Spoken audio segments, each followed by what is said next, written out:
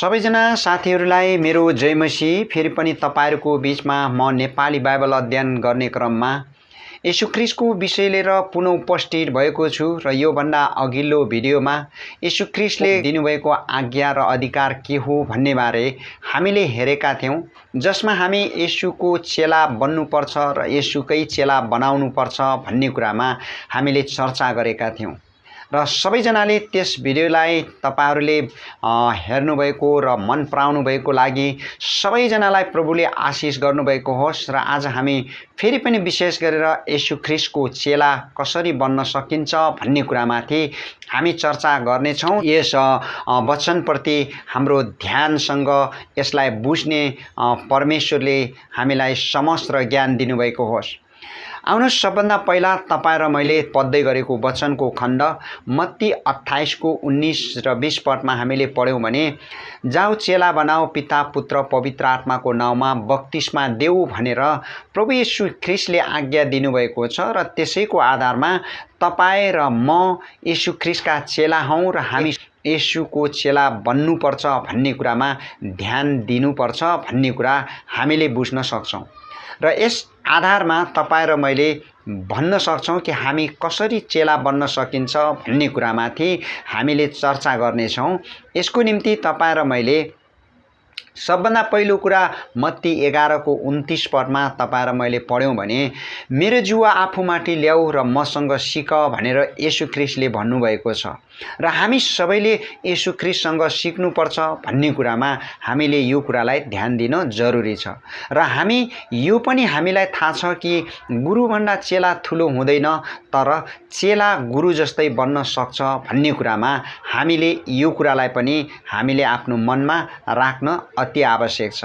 यसैकारण हामी सबैको गुरु असलमा येशू ख्रीष्ट नै हुनुहुन्छ भन्ने कुरामा हामीले यो कुरा बुझ्दै गर्दा अब हामी सबैभन्दा पहिलो कुरा यो बुझ्न जरुरी छ कि नम्बर 1 मा येशूको चेला बन्न कसरी बन्न सकिन्छ भन्ने कुरामा हामी येशू जस्तै बन्ने हो। अब येशू जस्तै बन्ने हो भन्ने कुरामा कतिपय मानिसहरूले यो कुरालाई आफ्नो मनमा त्यस्तो प्रकारको आफ्नो बुझाइ राख्छन् कि मानिसहरूले साँच्चैकै एउटा फिजिकली भौतिक शारीरिक रूपमा आफूलाई येशूको जस्तै एउटा नक्कल, एउटा शारीरिक, एउटा बाहिरी देखाउटीपनलाई येशूको जस्तो देखाउन चाहन्छन्। जस्तै कि लामो लामो दाढी अनि लामो लामो कपाल पालेर येशू जस्तै बन्न चाहेको भन्ने कुरामा उनीहरूको चाहिँ बुझाइ हुन्छ। तर असलमा हामीले यो कुरालाई भन्दा पनि हामी यो कुरा बुझ्न जरुरी छ कि हामी येशूको प्रेम, येशूको आज्ञाकारी अनि येशूको क्षमाशील, येशूको नम्रता अनि उहाँको सहनशीलताका स्वभाव र आचरणहरूलाई तपाईं र मैले येशूसँग सिक्ने हो भन्ने कुरामा हाम्रो ध्यान हुन जरुरी छ। यसैकारण हामी येशू ख्रीष्टको वचनमा हामी पाउँछौं, जुन लुका 23 अध्यायको 34 पदमा तपाईं र मैले पढ्यौं भने, जबकि उहाँलाई आफ्नो विरोधीहरूले, आफ्ना शत्रुहरूले, रोमी सेनाहरूले उहाँलाई क्रुसमा टाङ्दै गर्दा अनि उहाँलाई त्यहाँ कुटाइ गर्दै गर्दा, ठुकाइ गर्दै गर्दा, निन्दा बदनाम गर्दै उहाँलाई त्यहाँ भालाले रोप्दै गर्दा उहाँले त्यहाँनिर भन्नुभएको छ। त्यो वचनको एउटा खण्डबाट हामीले बुझ्न सक्छौं कि हामी साँच्चीकै येशूको कस्तो किसिमको उहाँको मन र उहाँको कस्तो किसिमको प्रेम हो, कति अचम्मको प्रेम हो भनेर तपाईं र मैले बुझ्न सक्छौं। किनभने उहाँले भन्नुभएको छ कि त्यस्तो आफ्नो दुःख कष्ट दिनेहरूलाई हे पिता, यिनीहरूलाई क्षमा गर्नुहोस्, किनकि यिनीहरूले के गर्दैछन् सो जान्दैनन् भनेर उहाँले त्यो किसिमले परमेश्वरसँग आफ्नो प्रार्थना गर्नुभएको छ। यही गुण र यही मन तपाईं र मैले पनि सिक्नुपर्छ। यो कुरालाई तपाईं र मैले बुझ्नुपर्छ भन्ने कुरा हामी येशू जस्तै उहाँसँग सिक्ने कुरा हो र उहाँको त्यो गुणलाई तपाईं र मैले बुझ्नुपर्छ भन्ने कुरालाई हामीले ध्यान दिन जरुरी छ। यसैकारण हामी यो कुरालाई हामी सिक्नु अति आवश्यक हुन्छ।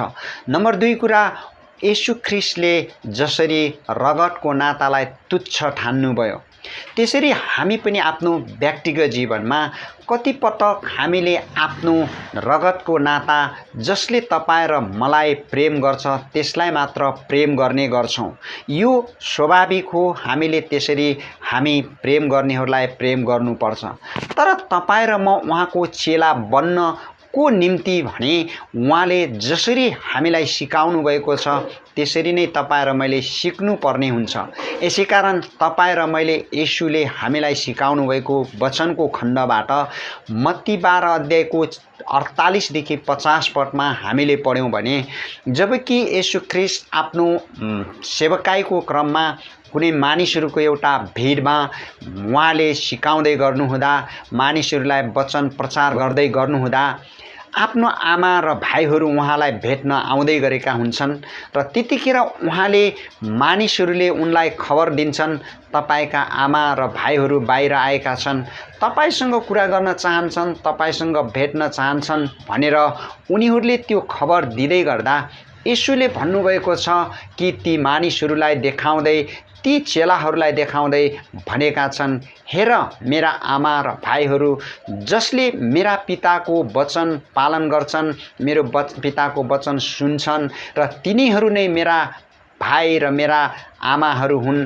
भनेर तिनी मानिसहरूप्रति देखाउँदै भनेको वचनबाट हामीले बुझ्न सक्छौं रगतको नातालाई भन्दा उनले परमेश्वरको प्रेम, परमेश्वरको मानिसहरू र परमेश्वरसँगको मानिसहरूलाई उहाँले बढ्ता प्रेम देखाउनु भएको कुरा तपाईँ र मैले बुझ्न सक्छौं र त्यसबाट तपाईँ र मैले सिक्ने हो कि हामीले पनि हाम्रो रगतको भौतिक शारीरिक नातालाई भन्दा पनि परमेश्वरको प्रेम र परमेश्वरप्रतिको मानिसहरूप्रति तपाईँ र मेरो प्रेमलाई हामीले बुझ्नुपर्छ र त्यो प्रेमलाई सिक्नुपर्छ र त्यो कुरा तपाईँ र मैले बुझ्नु जरुरी छ।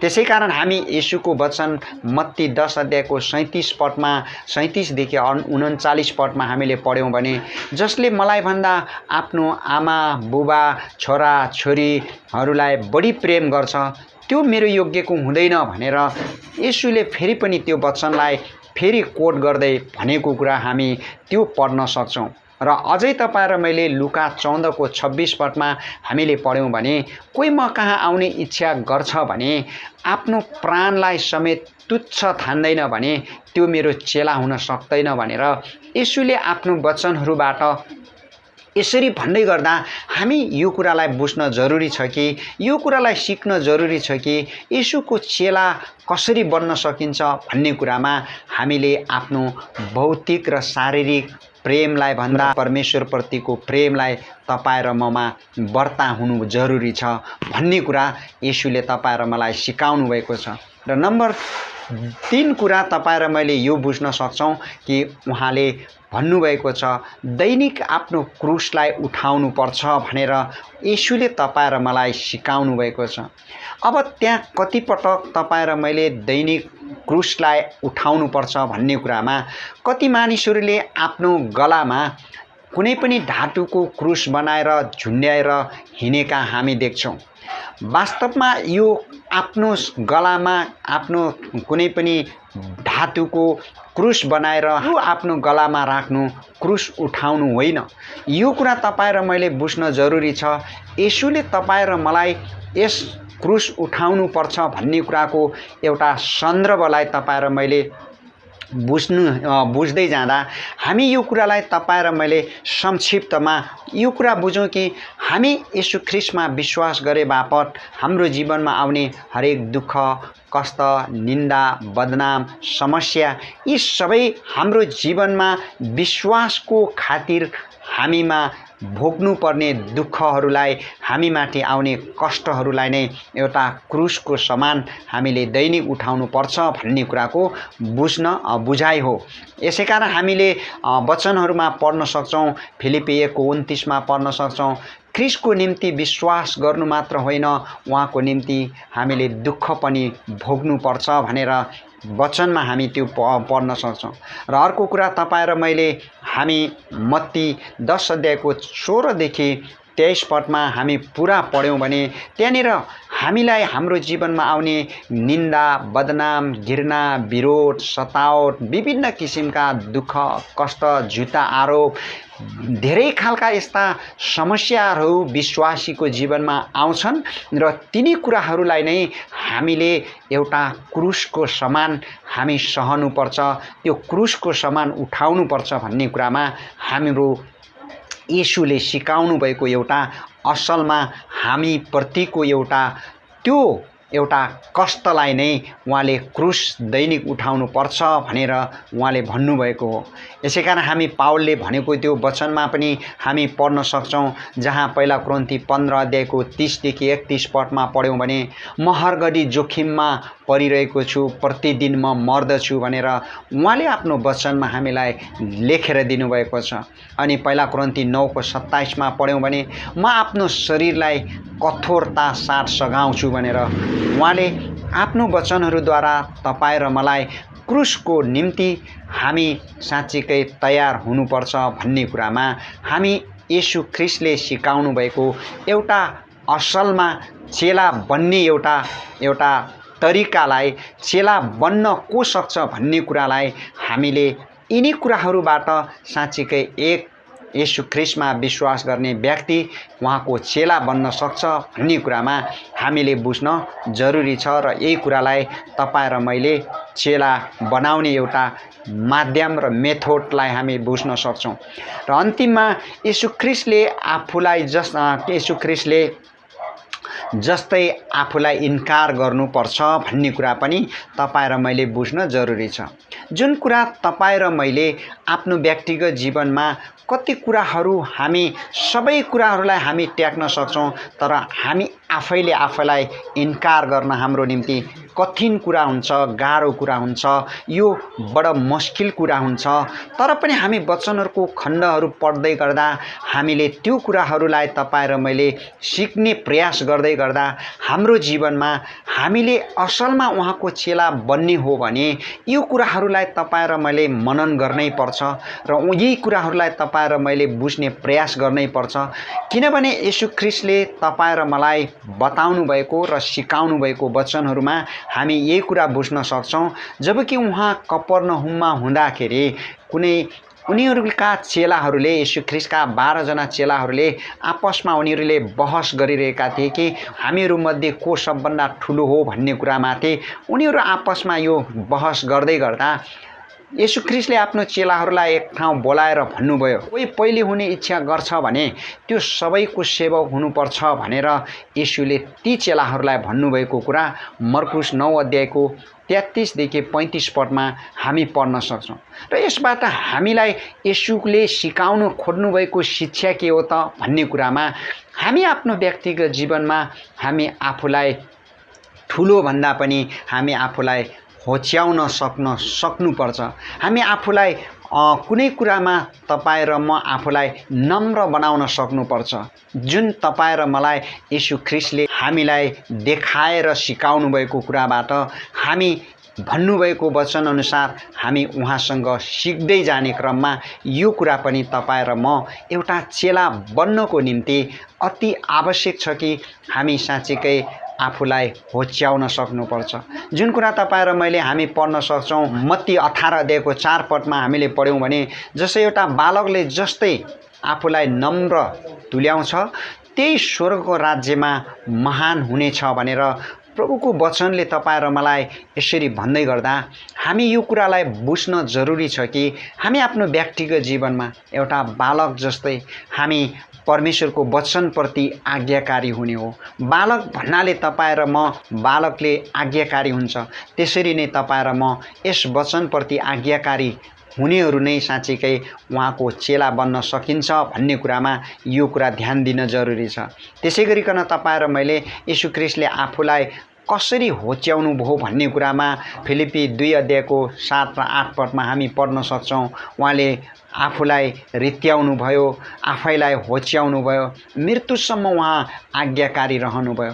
यिनी वचनहरूबाट हामी बुझ्न सक्छौँ कि साँच्चीकै येशू ख्रीष्टको चेला कसरी बन्न सकिन्छ त भन्ने कुरामा हामीले यी कुराहरूलाई बुढागत रूपमा हेर्दाखेरि तपाईँ र मैले सबभन्दा पहिलो कुरा त हामी येशू जस्तै बनेर हामी उहाँको चेला बन्न सकिन्छ।